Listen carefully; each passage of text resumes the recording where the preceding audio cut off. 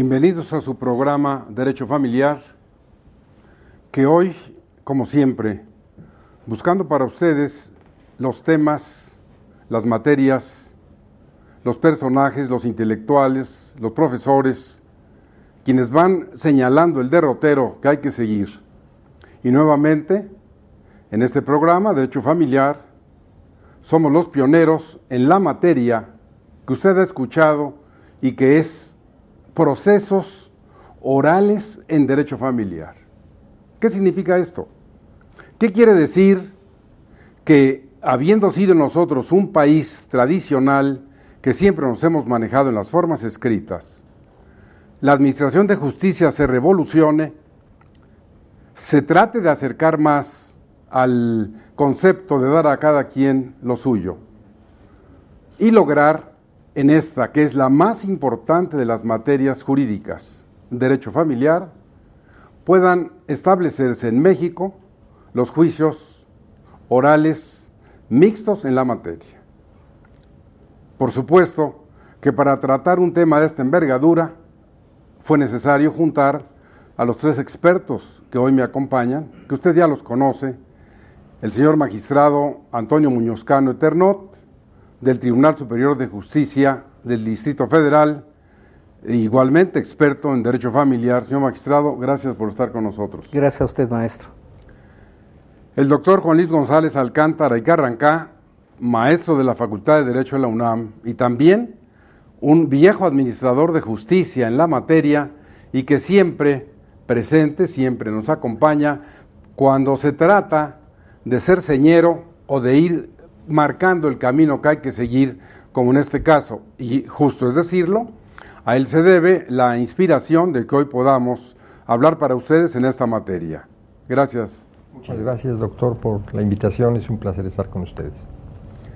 Y el doctor Demetrio Cortés Ortega, también viejo conocido de ustedes, joven en estas actividades tan importantes y con un gran conocimiento de esta materia y de otras que le dan precisamente ese perfil de ser un gran abogado. Maestro, muchas gracias por estar con nosotros. Las gracias se las doy a usted. Gracias. Hablar de los fundamentos jurídicos para establecer en México los juicios orales, que nosotros llamamos mixtos en derecho familiar, es tan importante como iniciar ya esta conversación con el magistrado Muñoz Cano, para que de alguna manera nos marque la referencia, los parámetros donde nos vamos a mover, para empezar, yo sé que ustedes, los que nos ven, es un distinguido y culto público, pero lo que sobra no estorba. Entonces, ¿qué tal si el magistrado nos habla de los orígenes de esta palabra oral, para que podamos contrastar con lo escrito, magistrado? Cómo no, maestro, incluso Platón en sus diálogos, especialmente en el Cratilo, se refiere al nacimiento del lenguaje. Y él señala, precisamente en este diálogo con Cratilo y Sócrates, que la forma más natural en que los seres humanos pueden interactuar es a través de la palabra hablada, es decir, de la oralidad, que es el sistema más antiguo que conocemos para precisamente transmitirnos ideas, transmitir cultura, transmitir conocimiento. El registro de esa transmisión de conocimiento viene posteriormente a través de la escritura. La oralidad, en consecuencia, recoge lo que es connatural a todos nosotros. Desde que empezamos a integrarnos de pequeños a nuestro núcleo familiar, empezamos a distinguir entre la figura paterna y la figura materna, no solamente en relación a su género, sino en relación al nombre que le damos a estas personas, y así subsecuentemente. Así es que la implementación de la oralidad no es algo ajeno, es algo consubstancial al ser humano, así lo veo yo, maestro. Maestro, realmente esta es una información muy importante, porque sin metáforas ni hipérbole, yo te preguntaría, vamos a regresar un poco a esta cuestión de aquí está el que pide, aquí está el que acusa, aquí está el juez, y sin muchos recovecos, dice, este tiene la razón y este no. Un poco con lo que decía el magistrado. Claro. O sea, vamos a traer esa oralidad de hace tanto tiempo a esta materia. Yo creo que sí, y tenemos la ¿Es obligación. posible? Es posible, es necesario, evidentemente es algo que tenemos que ver. El pueblo, la gente en general, los justiciables, salvo rarísimas excepciones, entienden lo que dicen los jueces en sus expedientes y menos en sus sentencias. No entienden. No entiende la gente, correcto, sí. Dime qué dice, de qué se trata, yo le dije al juez esto, dónde está, o tradúzcame usted qué quiso decir el juez en su sentencia, ganamos o perdimos, la gente dice esto. La posibilidad de tener eso, pues el darle a la gente la facilidad de que exprese de viva voz, que entre en contacto con su juzgador, que pueda convencerlo de sus argumentos, que tenga enfrente a la parte contraria, que la parte contraria pueda rebatir, pues eso nos da una riqueza formidable. Esa inmediatez que debe tener el juzgador, no a través del expediente frío que va creciendo. Nosotros tenemos juicios en donde tienen 79 tomos, un expediente. ¿Quién puede entender eso? Hemos complicado a los abogados la justicia y la posibilidad de entender lo que se quiere decir. Yo creo que el ejemplo que tenemos en la Suprema Corte de los debates que se transmiten a través de ese canal, que es nuestro anfitrión en esta ocasión, que nos permite a los ciudadanos conocer qué se está diciendo, de qué se está hablando, pues eso lo vamos a llevar a cabo en esta oportunidad de que sean los jueces los que presidan las audiencias, tomen un papel protagónico, puedan escuchar a las partes mismas puedan exponer sus argumentos, y no esos argumentos sofisticados que hacen los abogados, en donde en una demanda tienen 300 páginas, pues María, nadie la lee. Nosotros hemos pasado de una cultura, en términos generales, escrita, cuando sabemos que la gente no lee, cuando la gente no tiene la capacidad de asimilar y de entender lo que se escribe. Y nuestro pueblo, no es que digamos que sea analfabeto, pero sí creemos que la forma natural, como lo expresaba el magistrado Antonio Muñoz Cano, es la expresión oral, que pueda el juez ver las reacciones, que no sean papeles aprendidos los que lleven ante el juzgador para obtener el resultado de una sentencia, sobre todo en materia familiar. ¿Cómo podemos pedirle a un menor de edad que nos exprese su opinión si no es a través de la palabra oral? Maestro Demetrio Cortés, dada la complejidad de esto, y para que quienes nos honran viéndonos quede muy claro para ellos, sería conveniente que de una manera sucinta explicaras en un lenguaje liso, llano, claro, en qué se diferencian los términos juicio, proceso, procedimiento, para ver si esto es posible. Yo todavía un poco lo dudo, a que se lleve, hay juicios que duran 7 años, o 5, o los que decía el doctor Juan Luis González Alcántara, y ahora casi suena utópico, creo que ustedes en su hogar lo podrán compartir conmigo, que en un lapso, una semana, 2, 3, 4, se pueda resolver un conflicto de estos. Pero creo que es importante que le aclares a las personas en qué se diferencian, porque después esto, proceso, procedimiento, juicio, le vamos a dar el calificativo de oral. Sí, el proceso, desde el punto de vista judicial, tendríamos que decir que es aquel conjunto de etapas o de pasos que van o que inician con la demanda y terminan con una sentencia. Pero no necesariamente, porque en ese caso estaríamos hablando de un juicio contencioso, pero también hay procesos que no son contenciosos, que también empiezan con una solicitud o con una demanda y terminan con una resolución. Por ejemplo, el proceso de interdicción o el nuevo divorcio. Es el proceso, pero el procedimiento es un conjunto de técnicas que pueden, o de actividades procesales que indican el cómo se va a realizar una determinada actividad procesal. Por ejemplo, el emplazamiento. Para que un emplazamiento sea legal hay que seguir una técnica legal que está prevista, o conjunto de formalidades que están previstas en el Código de Procedimientos Civiles. Y el juicio sí ya nos implica contención. Diríamos entonces que un juicio es aquel proceso en donde se lleva o se va a dirimir una controversia. Esa sería la diferencia entre cada uno de los términos. ¿Y cómo llevamos esto así al oral? ¿Va a haber una demanda oral? ¿Va a haber una contestación oral? ¿O de qué estamos hablando? Definitivamente no podríamos hacer todo el proceso o todo el juicio oral. Tiene que empezar por algo escrito para que la parte demandada tenga también defensa, pueda preparar adecuadamente su defensa. Si no, estaríamos violando la propia Constitución.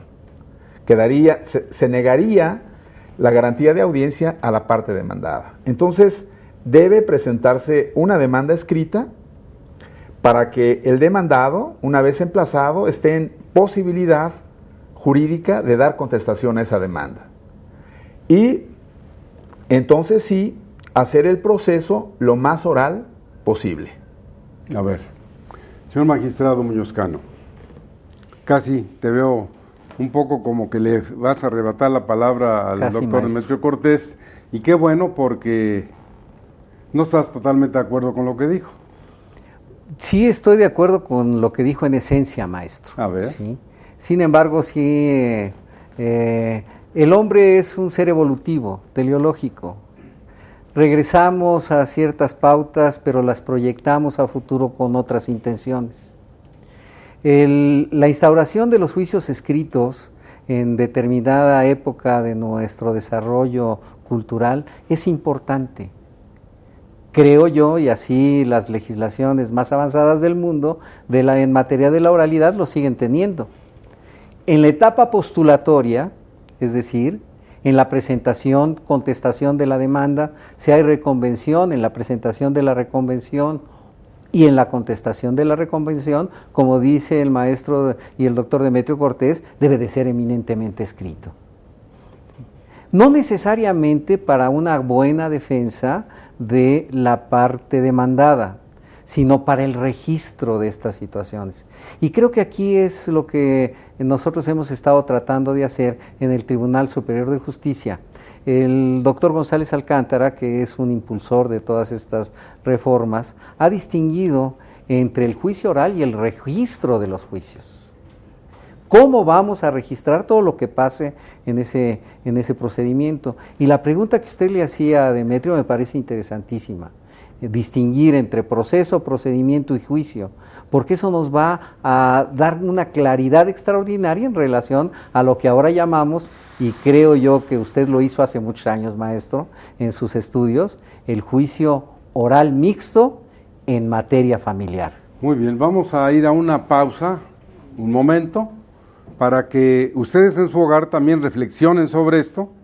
Vamos a regresar con la palabra del magistrado Muñoz Cano, porque, bueno, pues, honor a quien honor merece, y en este caso Juan Luis González Alcántara y Carrancá, como bien lo decía él, ha estado marcando pautas desde que él era presidente del tribunal y ha seguido siempre en esa lucha, y hoy aquí está para dar el primer paso para que en este país, en derecho familiar, se establezcan para bien de la familia los procesos orales mixtos en la materia. Regresamos en un momento con ustedes.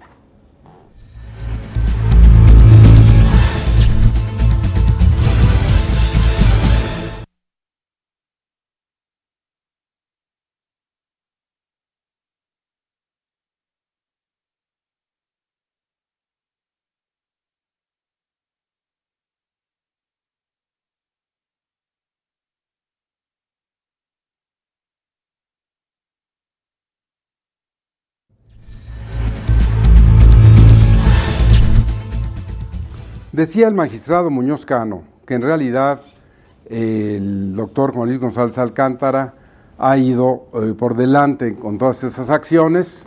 Mencionaba lo que yo escribí hace ya un poco más de 2 años sobre esta materia, y ahora un poco regresando con el magistrado Muñoz Cano, seguramente que él va todavía a darle más matiz para que quede muy claro, porque lo vamos a llevar al derecho familiar, el proceso, el procedimiento y el juicio. Sí, maestro. El acto de juzgar, la potestad de imperio de la cual la sociedad otorga a una persona para dirimir algún conflicto, el acto de juzgar, el juicio mismo, en nada impide que sea en forma oral. Incluso dentro de nuestro actual procedimiento se señala que la sentencia en las controversias del orden familiar debe de ser sencilla, concreta, directa. Tú podrías decir categóricamente que en México, en nuestra materia familiar, ¿hay actualmente juicios orales? Creo que hay visos de esos juicios orales y no rehuyo su pregunta, porque decirlo en forma categórica sería mentir. Pero que la implementación de la oralidad en el Tribunal Superior de Justicia del Distrito Federal, a diferencia de otros estados, va a tener éxito, es por las reformas que hemos tenido en los últimos lustros, maestro. Por ejemplo, magistrado. Sí. Y si no aquí el doctor González que me corrija, a mí me viene a la memoria, cuando él era presidente, ante ese alud de problemas por cuestiones alimenticias, no sé si él promovió esa iniciativa, donde quien quiere los alimentos llega a la oficialidad de partes comunes, eso ya hace cuántos años, con 2000, cuando eras presidente, y se le remitía con un juez, comparecía y se iniciaba. Claro. Eso es oral, yo creo. Claro, es la solicitud de alimentos por comparecencia. Y que ahora bueno, ya tiene una gran carta de ciudadanía. Y se ha extendido a lo largo de todo el país en términos generales, ya lo teníamos en el Código de Procedimientos Civiles. Lo que pasa es que la gente que no tiene recursos, que el marido la deja, la pareja la deja, el concubino se va, pues no podemos pedirle que contrate un abogado. Los mismos defensores de oficio no están ahí presentes para hacer eso. ¿Y qué es lo que se hace en esos casos? Que se comparece ante el juez y se expresan los datos acompañando los certificados de nacimiento de los hijos si los hay, el acta de matrimonio si la hay, o algún documento que acredite que el señor es el padre o es el obligado a proporcionar los alimentos. Y bueno, pues la persona se levanta el acta y empezamos a ver los documentos por escrito, porque hay que dejar un registro por escrito, como lo señalaba el magistrado Muñoz Cano, a efecto de facilitarle a las personas resolver los problemas. Pensemos en una gente, el mexicano vive al día, para empezar, a pesar de los anuncios de la situación económica del país que va mejorando, sabemos que la mitad de la población está en una situación precaria. Quítele una semana o 2 semanas a una persona sus ingresos para poder recibir alimentos y pues los dejamos en una situación realmente precaria, preocupante. Y esto que usted apunta, efectivamente se impulsó mucho, hubo una serie de programas de radio en el propio tribunal en donde invitábamos a la gente y era sorprendente ver gentes de Guerrero, de Oaxaca que se desplazaban al DF porque decían que aquí sí les dábamos para sus alimentos, aunque no tuvieran ningún punto de contacto, sobre todo el Estado de México, que se hizo muy común que la gente viniera acá a pedirnos que pudiéramos iniciar un procedimiento en contra de alguien. Yo creo que ese es el mejor ejemplo de que hay parte oral, bueno, como usted lo señala y lo señaló hace ya algunos años, que quede un registro, pero esa demanda pues es básicamente un ejemplo de la oralidad que debemos de tener en los procedimientos. Cuando usted nos dice que si las sentencias son claras, pues yo he visto sentencias en el propio tribunal, no porque critique a mis compañeros magistrados o jueces, sino en muchos estados de la República en donde son sentencias de 250 hojas, 300 cuartillas, independientemente del delito ecológico que estamos cometiendo, porque hay que destruir muchos árboles para poder hacer el papel, pues la gente no entiende de qué estamos hablando.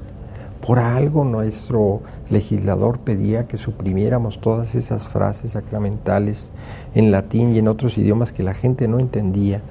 Y sin embargo ese lenguaje que utilizamos en los tribunales es un lenguaje tan distante de la sociedad. Y como bien lo señalaba un eminente filósofo, sociólogo, politólogo, y Agustín Basabe decía, es que yo no entiendo lo que dicen los abogados. Es un lenguaje totalmente esotérico, extraño a la población. A una persona que no ha cursado su primaria, pues no entiende qué está pasando. Le quiere decir al juez, ¿me vas a dar al niño o no me vas a dar al niño? Pero no eso de que pues he cambiado la custodia o la voy a hacer compartida. todo eso nos dificulta el acceso a la justicia Ahora, y el sentimiento de que hemos se nos coincidido, aleja la policía. los tres, los cuatro, en la necesidad de la oralidad. Pero, maestro Demetrio Cortés, así digo, no quiero que, como dijo el magistrado González Alcántara, que en desdoro de otros compañeros, etcétera, pero ¿podrías decirnos brevemente cuál es la situación actual de los juicios de derecho familiar, específicamente en el Tribunal Superior de Justicia del Distrito Federal? Sí, creo que, y esto yo no le llamaría juicios orales, porque de hecho no lo son.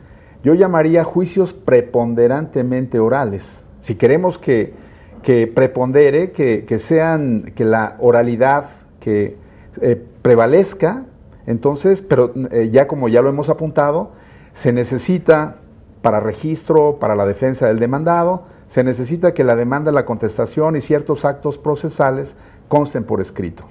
Entonces, que el desahogo del proceso sea preponderantemente oral, nos llevaría a decir que los juicios son preponderantemente orales. Nada más que te voy a precisar la pregunta, porque es muy importante. Y allá voy.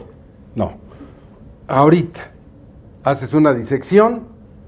¿Cómo está actualmente la Administración de Justicia en Derecho Familiar en el Tribunal Superior de Justicia del Distrito Federal para que estos cuatro abogados irrumpan y digan, no voy a decir eso no sirve, sino está el desorden, esos juicios de tantas miles de hojas, esas sentencias de 250 hojas, que estamos como para una buena propuesta y resolver esa problemática? ¿Cómo están en este momento? En derecho familiar debemos distinguir dos tipos de juicios, los que se llevan en la vía ordinaria, todo el juicio largo, y los que se llevan en una controversia del orden familiar, en un juicio sumario. En el juicio ordinario tenemos que seguir las etapas procesales del juicio ordinario, y en el sumario, ahí podríamos ver los visos que nos hizo referencia hace un momento el magistrado Antonio Muñoz Cano. Hay una cierta etapa donde prepondera la oralidad, sobre todo cuando el juez está en contacto con las partes y con los menores. En ese momento hay una fase prácticamente oral, muy importante además por el contacto directo que tiene el juzgador con las partes. En cuanto a los problemas que tenemos en el sentido del desahogo de pruebas, que muchas veces no son bien analizadas o que por la cantidad de pruebas sobre todo nos requieren muchísimo tiempo, no digamos alimentos, donde para acreditar los gastos de alimentos se exhiben muchísimos documentos como tickets que de hecho no tienen ninguna validez porque podemos ir a recogerlos o a juntarlos, tickets de tiendas, notas, necesitamos documentos más fehacientes. Pero de eso no hace que el juzgador no tenga que valorarlos. Y la valoración de tantos documentos, pues, va en deterioro de la impartición pronta de justicia, de la resolución del caso. Pero, perdón, ese es vicio de la docencia. La pregunta es, ¿cuál es la situación actual de los juicios en derecho familiar? Que no quiero calificar de un desbarajuste, porque nosotros estamos ya proponiendo una solución que puede ser muy importante, pero ¿cuál es el diagnóstico de lo que ocurre ahorita en la Administración de Justicia Familiar en el DF? ¿Están perfectos? Pues yo creo que en el DF yo creo que, a diferencia de los estados, la experiencia que hemos captado, que tenemos, es que no hay sobre todo en materia de custodia de menores, regímenes regímenes de visitas y convivencias, no hay una interpretación en toda la República sobre qué facultades y cómo debe actuar el juez en esos casos. En el Distrito Federal creo que vamos a la saga, adelante. Los jueces creo que son los que más han entendido este tipo de cuestiones y son los que más inquisidores, si se puede llamar así, han actuado de manera más inquisitoria. A ver, señor magistrado. Doctor, yo creo que los juicios no responden a lo que la sociedad nos demanda. La gente que tiene Ah, sí, necesidad... yo voy a dar un simple ejemplo, Juanito. Problemas de 12, Piden 15 años. Va a haber una audiencia y por lo que quieras, Se era hoy, difiere. y te dice el juez, Hay dentro de 3 90 meses. días. Sí. Ese es un desorden total. Eso va a seguirse dando si hay juicios orales. Yo creo que una de las cuestiones que ha planteado el magistrado Muñoz Cano, y la han planteado con base en un diagnóstico que se hizo con los jueces y los magistrados, es que el juez nuestro es el prefecto de disciplina, es el policía, es el encargado Todo, de personal, sabe todo. es el encargado de cuidar el archivo, es el de las relaciones públicas, tiene que estar viendo que haya papelería, tiene que estar firmando. Lo tenemos en una labor administrativa que es totalmente ajena a la cuestión jurisdiccional.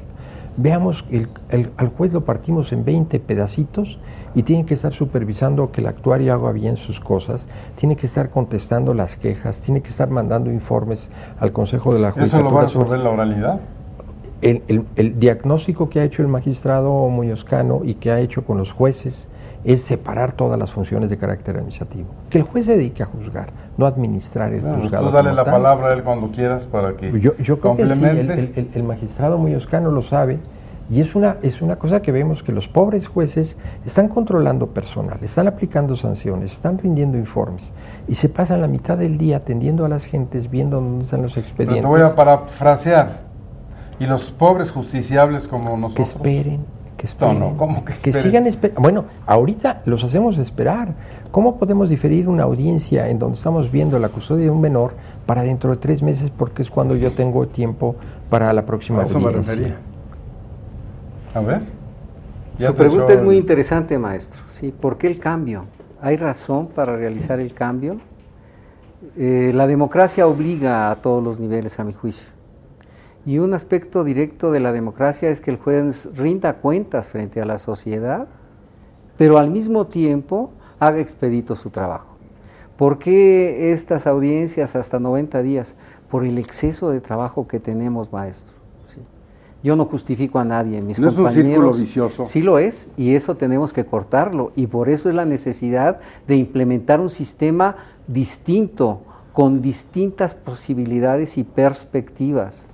La oralidad se anima por principios muy importantes.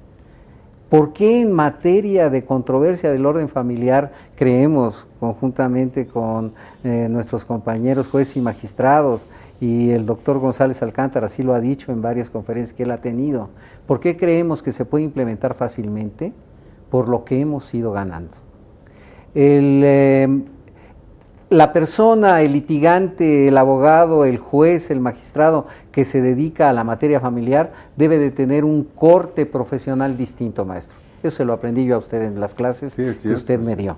¿Sí? Un corte distinto, no debe de ser el litigante que establece el pleito por el pleito mismo, porque eso implicaría ir en contra de la célula principal de la sociedad, que es la familia.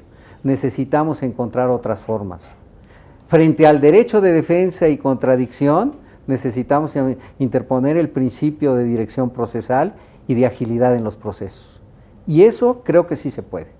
No creo, estoy seguro que se puede realizar. Claro, necesitamos también prestar una serie de insumos de carácter económico. Tenemos 42 juzgados en el Distrito Federal, de una población de cerca de 20 millones de habitantes. La cláusula de ampliación de jurisdicción en materia familiar, al igual que en otras materias, pero especialmente en materia familiar, nos afecta mucho. Decía el magistrado González Alcántara que tenemos juicios del orden de alimentos de otros estados de la República, de todos, ¿sí? Todo eso tenemos que también inyectar recursos. Necesitaríamos también mayores jueces, pero jueces más comprometidos, magistrados más comprometidos. Como hemos estado viendo, el juicio oral mixto familiar en el Distrito Federal debe de ser ágil en tanto y cuanto que ya tenemos en nuestros códigos los antecedentes inmediatos. No estamos descubriendo nada, maestro. Estamos simplemente dando un paso adelante para la mejor impartición de justicia. Bueno, aquí es una pregunta para los tres, porque ustedes están metidos administran justicia todos los días, y a mí me sorprende que de 1973 al año casi 2013, ¿cuántos años ya van a ser? 40. La magia, con 17 artículos, resuelvan los aspectos procesales de los problemas familiares. Y lo que no quepa en los 17, pues el de procedimientos civiles. Estamos en esta innovación, queremos que haya oralidad, pero no será tiempo, junto con la oralidad, que este Distrito Federal tenga ya un código de procedimientos familiares. O seguiremos en el proceso oral con 17 artículos, maestro. Bueno, creo que sobre todo con su propuesta en el Senado para un código civil, para un código familiar y un código de procedimientos familiares, pronto vamos a tener un código de procedimientos familiares y un código familiar para el DF. Que obviamente podrá resolver esta grave problemática, porque la intención de ustedes es extraordinaria. Bueno, desde luego tendríamos que cambiar las leyes. Las leyes no pueden quedarse así, no podemos dar un brinco y regresar quizás al pasado con algunas instituciones sin modificar la legislación. Yo creo que el sistema de registros que se propone en el caso de la iniciativa que encabeza el magistrado Antonio Muñoz Cano en el tribunal, pues que quede un registro. Todos sabemos que tendrá que aprovecharse la tecnología. Nosotros tenemos sistemas muy claros para grabar, para filmar, para reproducir, para poder hacer un expediente electrónico. Pues todo eso va a facilitar lógicamente la labor del juez.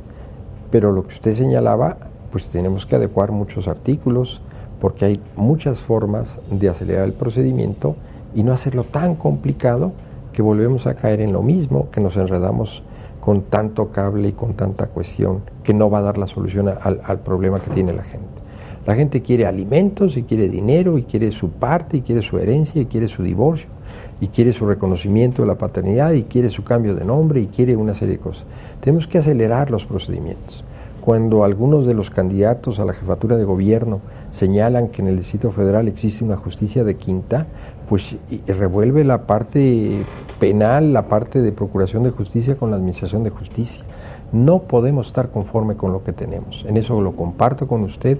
Tenemos la obligación de responder y ser mucho mejores.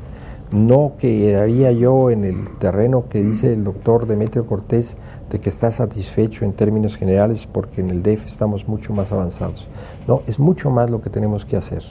Yo creo que este tipo de programas que la Corte nos permite llegar a todos los hogares nos obliga también a responderle con cambios, con evolución, no para que vayamos a caer en un retroceso en términos de administración de justicia. La gente quiere que se resuelvan los problemas ya y que los juicios no duren lo que duran actualmente, que lo único que hacen es desgastar a los litigantes, a las partes, pagando abogados muy costosos que muchas veces dilatan el procedimiento para seguir cobrando. Lo vemos en los juicios sucesorios, que desgraciadamente no se aceleran. Se acumula una sucesión con otra sucesión. Usted decía felizmente de juicios de 7 años, hay juicios de 30, 40 años, que en materia familiar resultan desastrosos.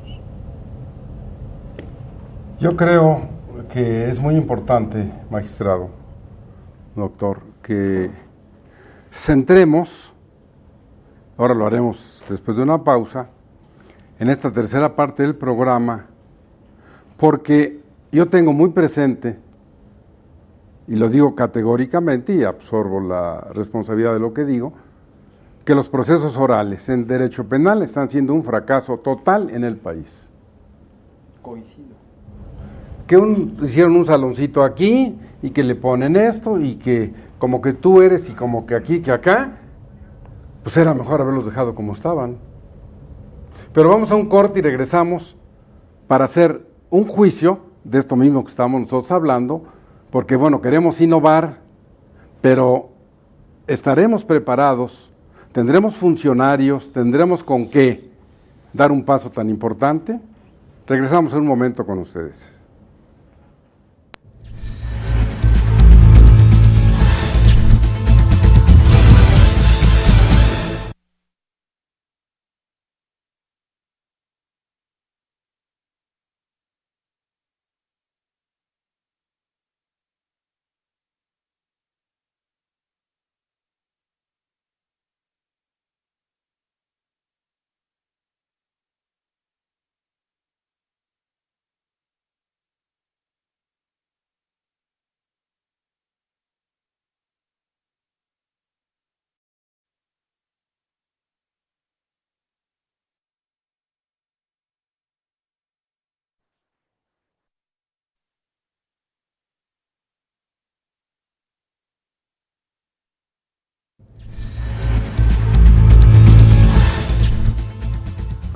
Hemos llegado a esta tercera y última parte del programa Derecho Familiar.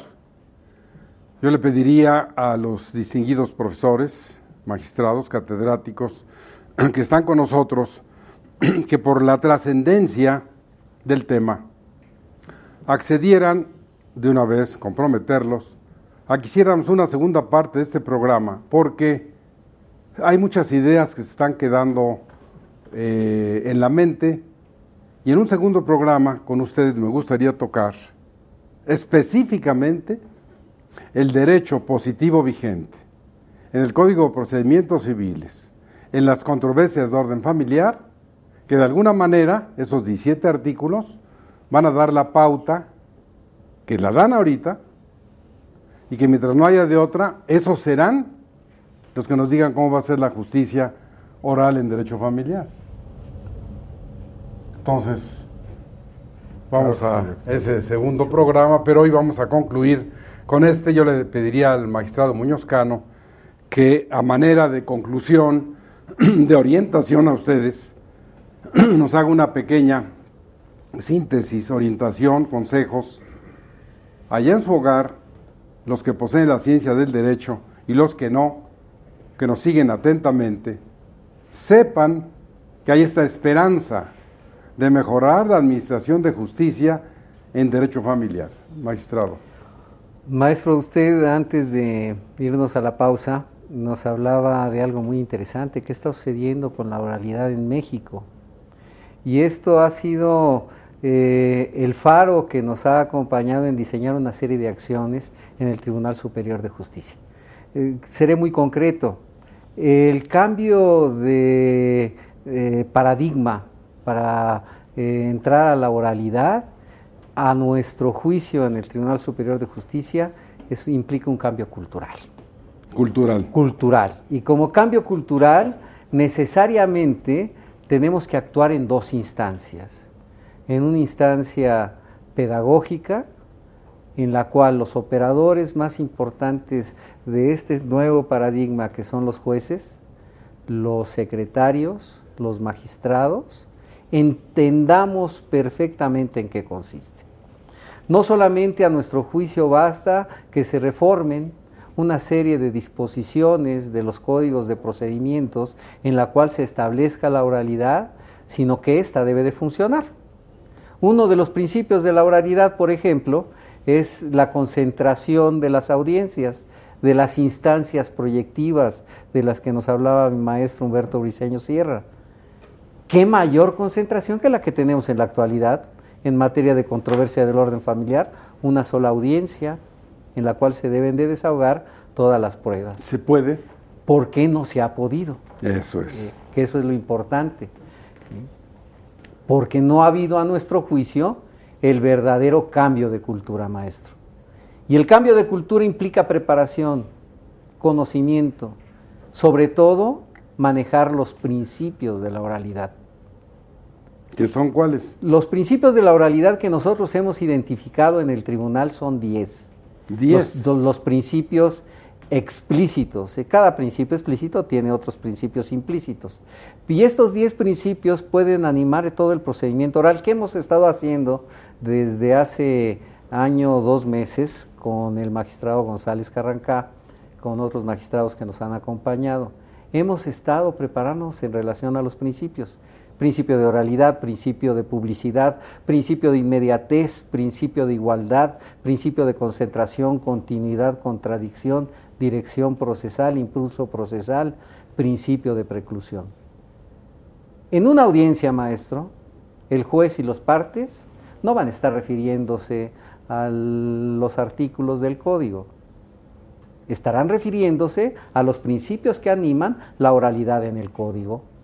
Y el señor juez, frente al principio de contradicción, procederá a dar el principio de igualdad de las partes, el principio de dirección de proceso. Este cambio cultural necesariamente necesita inversión. Inversión que ahorita no le ha costado al Tribunal Superior de Justicia, hay que decirlo, pero que va a costar. Y va a costar en instalaciones, no en esas grandes salas que nos han pintado en otros estados, sino en lo más importante. Ahora, ¿lo que hay no se puede adaptar? Se va a adaptar, maestro. Se va a adaptar, el doctor González tiene una idea, no quiero invadir ahorita esa situación porque me parece muy importante lo que él nos ha comentado. Eso es lo que hemos estado haciendo. Estamos en un cambio cultural. No solamente basta que se reformen las leyes. Antes era sencillo. La evolución de las leyes iba rezagada a ciertos principios sociales, sí, pero muy de la mano. En la actualidad los cambios en materia tecnológica y en otras áreas del conocimiento son tan vertiginosos que los jueces y los abogados necesitamos prepararnos antes de entrar a esto. No es posible que pidamos en otros estados de la República la aplicación de la oralidad cuando el juez en la propia audiencia de juicio tiene que calificar las engorrosas posiciones que a nada nos llevan. Estuve presente en una situación en que el juez se tardó 1 hora, hora y media en hacer esa calificación, con todo lo que esto implica. Necesitamos reformar, lo que decía el doctor González Carrancá, necesitamos reformar nuestra legislación, pero partiendo de algo básico, de este cambio cultural, maestro. Bueno, pues ahora él no quiso invadir tu mi campo de idea. No son ideas únicamente mías, algunos magistrados lo han sostenido, que el magistrado Díaz Infante, por ejemplo, propuso y pareció así una cosa totalmente descabellada, pero me parece muy inteligente el razonamiento, dividir los juzgados en 2 partes y apoyarlos con un secretario administrativo a los juzgados, dividirlos... ¿Tener 84? Por lo menos necesitamos casi 100 jueces para atender bien y que realmente puedan dedicarse a llevar un solo asunto, no 14 asuntos al mismo tiempo. Recursos, cultura. Cultura, cuando se refiere a una cultura diferente, nosotros pensamos que los cambios en materia penal no han prosperado, a pesar del esfuerzo brutal de recursos que se ha inyectado y el esfuerzo humano, debido a que no han atendido la parte de la preparación de los futuros abogados. De los propios jueces. De los jueces, desde luego que tiene una resistencia brutal el ser humano al cambio.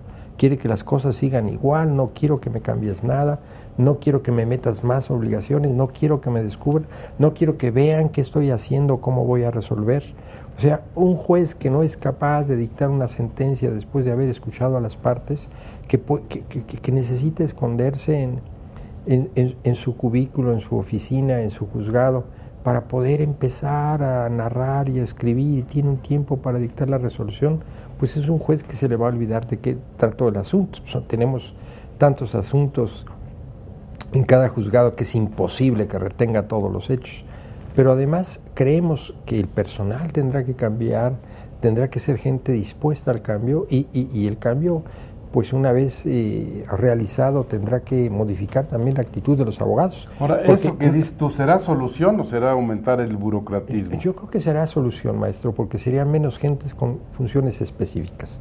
Yo no, lo vimos en materia penal, en algunos comentarios que nos han hecho los magistrados. ¿De qué me sirve que llegue yo a leerle al juez 40, 50 cuartillas? Pues eso no es oralidad, eso será haber leído en forma oral los documentos que voy a dejar en constancia. No, la capacidad de síntesis de las partes que tendrá que estar presente dentro del procedimiento. Ahora, yo he presenciado juicios orales en materia familiar en Austria, en Alemania, en los países escandinavos, y el expediente es una cosa muy pequeña, y el juez dicta la sentencia y tiene un tiempo, algunos días para pasarla en máquina, pero a las partes les dice, ¿saben qué? Se van con esta solución o con este fin, así termina la película. Nuestra cultura es de spots noticiosos, vemos los anuncios, la gente no puede seguir esperando justicia indefinidamente, tenemos que ser mucho más rápido. ¿Que hay la posibilidad de cometer injusticia? Sí, pero para eso está la segunda instancia y para eso están los tribunales federales. Doctor, estamos en esta última parte y siempre a la gente, a quien nos honra viendo hoy que hacen realidad este programa, le resulta, según los correos que me envían, muy interesante que los propios participantes glosen, hagan una cierta conclusión de lo que han dicho para que quede con toda claridad. Ya oíste toda esta problemática, Entonces, ¿a qué llegarías? Sí, yo creo que hasta ahora lo que hemos visto en el Tribunal Superior de Justicia del Distrito Federal por la gran carga de trabajo es que se han ido habilitando jueces, nombrando, pero solamente para sacar el trabajo que se va rezagando. Necesita una inyección de muchos aparatos para que todo lo hablado quede de alguna manera registrado, sea por aparatos electrónicos o videoelectrónicos, y desde luego la parte que se verá resentida siempre será la parte, en este aspecto, pues las partes que no tienen los medios para tener un reproductor de estas videograbaciones. También el tribunal necesita crecer en otros campos, no nada más en esto. Los problemas fundamentales que vemos en el tribunal y que ya se han abarcado a otras áreas del propio Estado, del propio gobierno del DF, son los estudios, pruebas sobre todo periciales. Para determinar visitas y convivencias o la guardia y custodia, que son los pleitos fundamentales en derecho de familia, es preciso prácticamente hacer estudios psicológicos, y no solamente a los niños, sino también a los padres, o a veces hasta los abuelos, que son los que se encargan de cuidar a los hijos y de manipularlos además. Entonces, tendría que crecer el departamento de psicología, porque además estamos acortando el procedimiento. De esta manera, el juicio oral tendría que ser mucho más rápido, y los estudios tendrían que elaborarse también mucho más rápido. Y si así tenemos la carga de trabajo con la que ya el tribunal no puede, forzosamente se tendría que crecer en ese campo. Cuando se giran oficios a la Procuraduría para sus departamentos de peritos, o al DIF, o a Juan N. Navarro, alguna otra institución que tenga este tipo de servicios, nos dicen no tenemos lugar, o la fecha que ponen para que se presenten a los estudios son de 3, 4, 5 meses.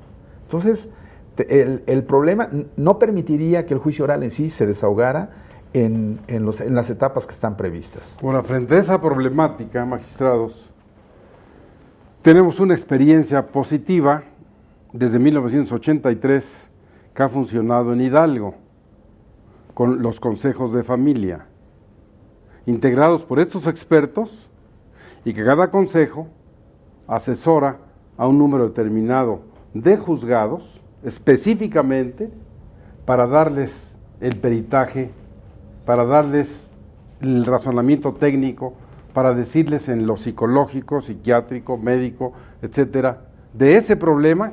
Aquí está el estudio. ¿Qué pasaría? Porque oigo, es impresionante lo que dice Demetrio.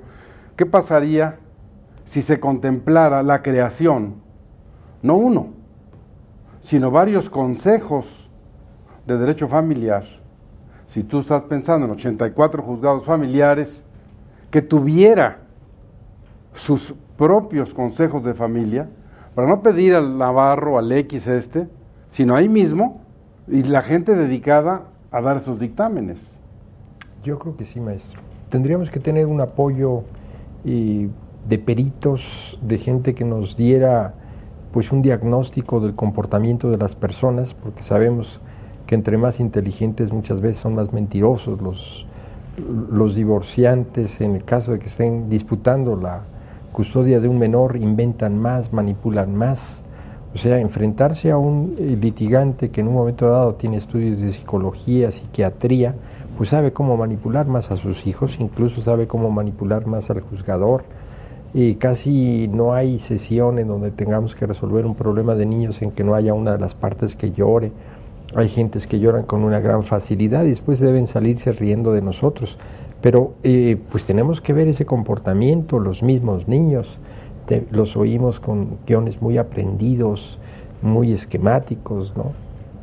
Aquellos comentarios que en alguna ocasión hacíamos, es que mi papá siempre me ha pegado, desde que estaba en la pancita de mi mamá me pegaba y yo lo veía y cómo le pegaba a mi mamá.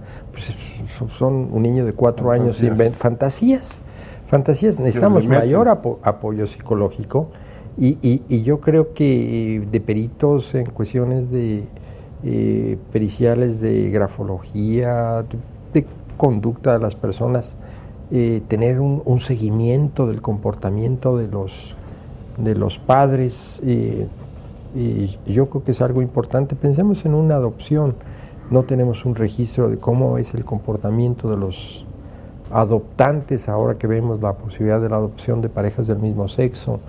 Necesitamos un apoyo mucho mayor. Yo creo que la familia necesita mucho mayor ayuda, y además la hemos abandonado porque los problemas de tipo familiar se resolvían en casa y normalmente era golpes. Entonces la conciencia social, el mismo jefe de gobierno lo sabe perfectamente, que tenemos que atender estos casos, y no podemos regatear en cuestiones de justicia porque es alterar la paz social y el futuro de nosotros. Bueno, pues como ustedes ven, yo le agradezco a los magistrados que nos hayan hecho el honor de estar en este programa, y como antes se los dije, emplazarlos, y para que en esta segunda parte, si a ustedes les parece bien, entremos a lo que ordena en este momento el Código de Procedimientos Civiles, y que pienso, si no ustedes me corregirán, será un fundamento para que sobre eso se pueda generar la oralidad, porque no se lo van a sacar de la manga. Esos artículos habrá que modificar, y de qué manera eso podrá, inclusive a este otro programa, darle un contenido ya no en el especulativo, en la doctrina, sino lo que la ley ordena. Y si el 941 en adelante dice, esto es así, sin formalidades, y la audiencia, y debe hacerse así, así, así, como manejarse, bueno, será muy interesante para la distinguida audiencia escuchar lo que ordena la ley y ustedes qué piensan. Muchas gracias por su presencia, gracias a ustedes por permitirnos llegar a su hogar, y nos vemos en el próximo programa de Derecho Familiar.